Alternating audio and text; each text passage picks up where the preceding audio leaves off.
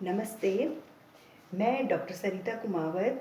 जैसे कि आपको कल एक ह्यूमन फिजियोलॉजी में कोशिका वाला चैप्टर पढ़ा रही थी, उसमें मैंने कोशिका के फंक्शंस आपको बता दिए थे और कल मैंने कहा था कि आज कोशिका की बनावट यानी उसके स्ट्रक्चर के बारे में पढ़ेंगे। तो स्ट्रक्चर पढ़ने के पहले हम इस चित्र को अच्छे से समझ लेंगे और इसके समझने के बाद में हम इसकी बनावट जो है, जो थ्योरेटिकल पार्ट है, वो बाद में लेंगे। तो आप देखिए कि सबसे पहले जो कोशिका है उसकी आउटर लाइन जो है वो बना लेंगे, वो दोहरी लाइन आप बनाएंगे और बीच बीच में से इसमें जगह छोड़ देंगे। जगह छोड़ने का मतलब है कि ये जो कोशिका झिल्ली है ये कहीं कहीं से पोरस है, मतलब छिद्रदार है। इसके जो फंक्शन है वो बाद में बताएंगे कि ये छिद्रदार क्यों है। मतलब चित्र बनाने के लिए एक इजी तरीका मैं बता रही हूँ कि चारों तरफ हम इसकी दो लाइनिंग कर देंगे और बीच बीच में हम इसको पोरस यानी छिद्रदार कर देंगे। उसके बाद में हम इसमें पानी जैसा एक पदार्थ टपके टपके जैसा भरेंगे। मैं इसको साथ के साथ नामांकित करना भी आपको बताती हूँ, क्योंकि अगर कोई क्वेश्चन आता है कि कोशिका का नामांकित चित्र बनाएं और वो 4 या 5 नंबर का अगर आता है तो खाली आप चित्र बनाएंगे तो उसमें नंबर नहीं मिलेंगे और खाली आप उसमें नाम भी लिख देंगे तब भी नहीं। जब आपने चित्र बनाया और एरो उस जगह जो चीज का नाम आप सही लिख रहे हो, रचना का नाम, तभी आपको पूरे नंबर मिलेंगे। तो सबसे पहले हमने आउटर कवरिंग बनाई और इसका नाम हमने दिया कोशिका झिल्ली यानी प्लाज्मा मेम्ब्रेन। ठीक है, तो बाहर का कोशिका झिल्ली और ये छिद्रदार है। छिद्रदार क्यों है बाद में बताएंगे, खाना अंदर लेने के लिए, गंदगी बाहर निकालने के लिए ये सब होता है। दूसरा मैंने बताया आपको, छोटे छोटे से हम इसमें पानी जैसा पदार्थ कर देंगे और पानी जैसे पदार्थ का हम नाम लिखेंगे जीव द्रव्य यानी साइटोप्लाज्म। दो चीज हो गई। उसके बाद में एक बीचों बीच एक गोल जैसी रचना, जैसे बाहर की आउटर कवरिंग है वैसे ही दोहरी झिल्ली की एक रचना बनाएंगे और उसमें भी एक या दो जगह हम उसमें कट लगाएंगे, मतलब वो भी पोरस है यानी छिद्रदार है और हम इसका नाम लिखेंगे केंद्रक। ठीक है, अब केंद्रक के बाद में वापस से इस तरफ आ जाए, कोशिका झिल्ली हो गई, जीव द्रव्य हो गया, फिर इसमें एक रॉड शेप्ड मतलब एक कठोर सी एक रचना होती है वो हम बनाएंगे और उसका नाम हम लिखेंगे माइटोकॉन्ड्रिया। उसके बाद में ये धागे जैसी रचनाएं होती है पूरी मतलब ट्यूबुल्स और नलिकाओं की, जो कि एक तरफ तो केंद्रक झिल्ली से मिली हुई है और दूसरी तरफ कोशिका झिल्ली से मिली हुई है।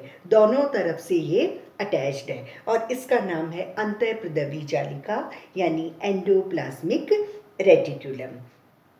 चौथी चीज इसमें है लाइसोसोम, मतलब गोल गोल बैग लाइक स्ट्रक्चर, मतलब छोटे छोटे स्ट्रक्चर्स होते हैं वो हम इसमें बना देंगे और उनका नाम हम लाइसोसोम देंगे।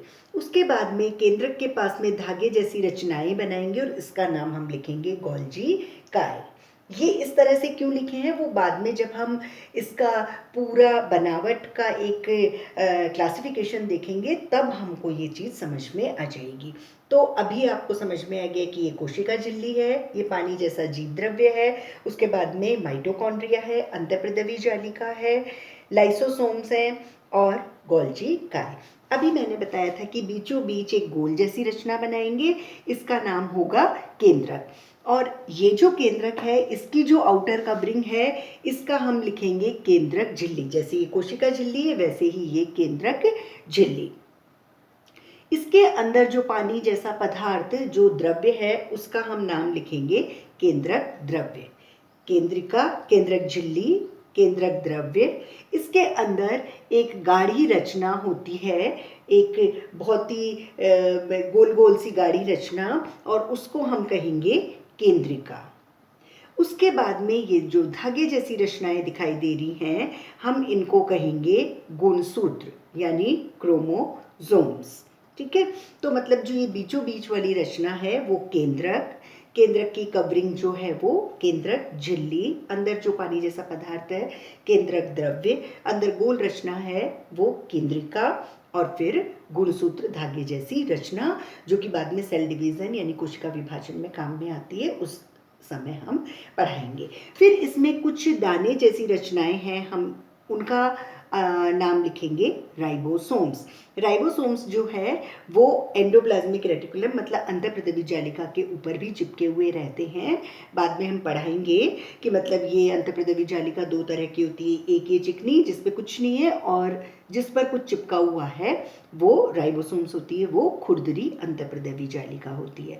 उसके अलावा केंद्रक के पास में एक गोल रचना होती है मतलब अंडाकार, उसका नाम हम कहेंगे सेंट्रोसोम यानी तारकाय, और तारकाय जो है वो भी कोशिका विभाजन में काम में आती है।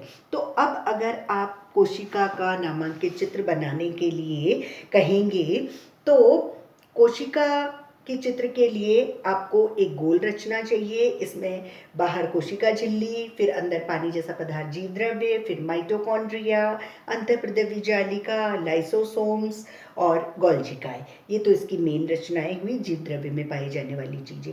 उसके बाद में बीच में एक रचना है गोल जिसे केंद्रक कहते हैं, केंद्रक के अंदर केंद्रक द्रव्य, केंद्रक का बाहर केंद्रक झिल्ली, अंदर एक छोटी रचना केंद्रिका, धागे जैसी रचना गुणसूत्र, और छोटे दाने जैसी रचना राइबोसोम्स, और जो सेल डिवीजन यानी कोशिका विभाजन में काम में आती है वो इसके पास में केंद्रक के पास में वो सेंट्रोसोम। इस तरह से ये कोशिका की बनावट का चित्र और कोशिका का नामांकित चित्र होता है। इसके बाद में हम सेल का पूरी बनावट जो थियोरेटिकल पार्ट है वो लेंगे।